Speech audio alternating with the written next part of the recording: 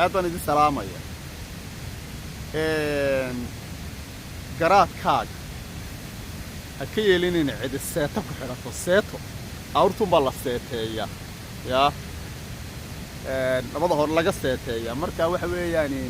هدي قرات مركا قرات السيابيه باللوسة وحلوسة يا قف إنه سمين وياه وحلا يقارنه إسكو في الله شحق عقلك قف إنه كوكو قاد wixii loo sheego qofku inuu fahmi karo waxaasi inuu aragti ka qaadan karo inuu fahmi karo inuu rogrogi karo inuu eegi karo tognaanteeda iyo tabnaanteeda marka qofku waynu soo ogaado waxan lagu sheegay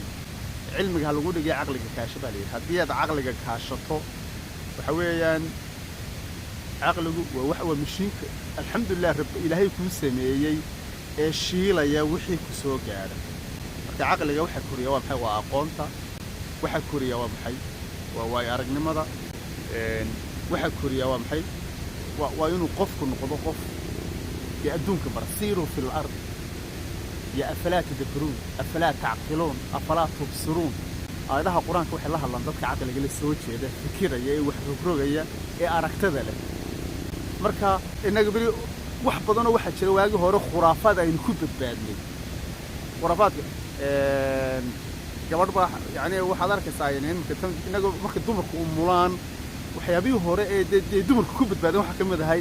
gabadhu markay umusho meelo badan baa furan waxa weeyaan marka waxay halis u tahay in la dirdiro marka waynu guriga joogto badbaadaad weyn bay ahayd asaasha marka dambe cilmiyan marka dambe ee wixii la gortay waxa soo baxaysa qofka dumarka ay marka ay umusho in aad markay umusho ay ilma dhasho in aad u nugushay dhig badan baa ka baxaya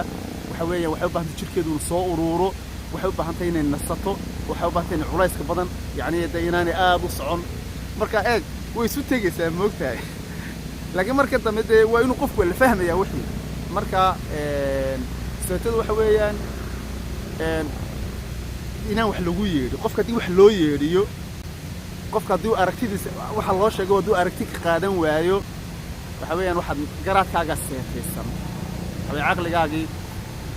cid kala dhacsan subhanaka ya cadiid marka waxa weeyaan waa iska waa iga tala guud iyo baraarujin waayo waxa arkaysaa dad badan oo mararka qaar jahadu ka lunto oo mararka qaar dad badan haddii aad tiraahdo waxyaabaha qaar halka meel ku dhegan sababtoo waxaan bal yar rogrogo waxaan waa aragtiye saamiye sax ku tahay sidana khalada maxaa adiga kula quman maxaa iga la quman marka وعشكم كلهم سنة خلافية سيها سلام عليكم.